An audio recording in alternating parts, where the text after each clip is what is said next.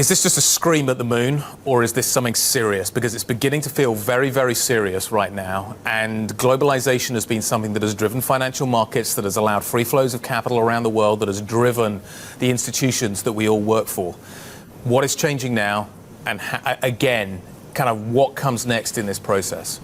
I think it's a one-in-a-generation renegotiation of the social contract between the rulers and the ruled. And the problem is with this monetary environment and economic environment we've been in, the middle class, the low-income earners have not gained anything. So that's why, like in the US, it's not about Trump or what he says, which is pretty much most of it moronic, but it's about the ability of having a change catalyst into the economy. And I think across the board, the polls in the UK, I think it's pretty sad, of course, as a scholar of history to observe that UK, a nation built on immigration, built on trade with the rest of the world, is now all of a sudden leaving one part of their trade partners and wanting to close down borders relatively to having their independence.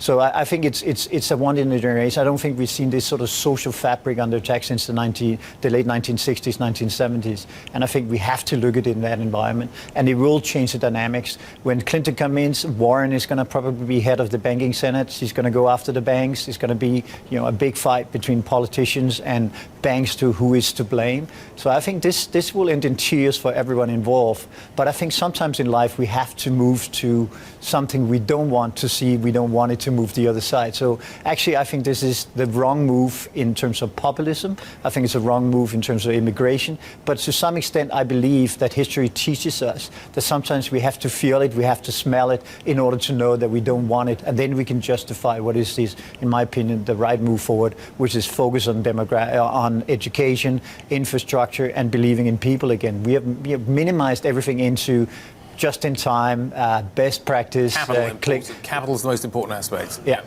So I think it is once in a generation fight for the social fabric and the contract between the main stakeholders in the economy to get the upper hand. And I think right now that negotiation is being dealt with from shouting ivory towers instead of being on the ground practical. Steen, how much will this dent global growth? Have you run any numbers? Because as you're saying, it's not just a Brexit view or a UK view, it's US, and then we're seeing CETA potentially fall over with the deal with Canada and EU. How much could this dent growth? So the easiest way to do that calculation, Caroline, of course, is to look at trade volume globally, which historically since World War II has been very close to double-digit growth. In the last 2 years, we've seen trade volumes, both in terms of its value, but also in terms of its value drop and go into negative -2%, -3%. So clearly, if trade volume and globalization has still been in place, we would have globally probably a growth rate that were 0.5% higher in global growth terms, which is a lot. It may not sound like a lot, but it's a lot to the world. And if you add to that we have this crowding out of investments that comes with the monetary policy we pursue, I think the total penalty to the world economy is at least 100 basis points in a combination between the lack of trade between countries and adding to that we have this trickle down, not working monetary policy. So 100 basis point of penalty.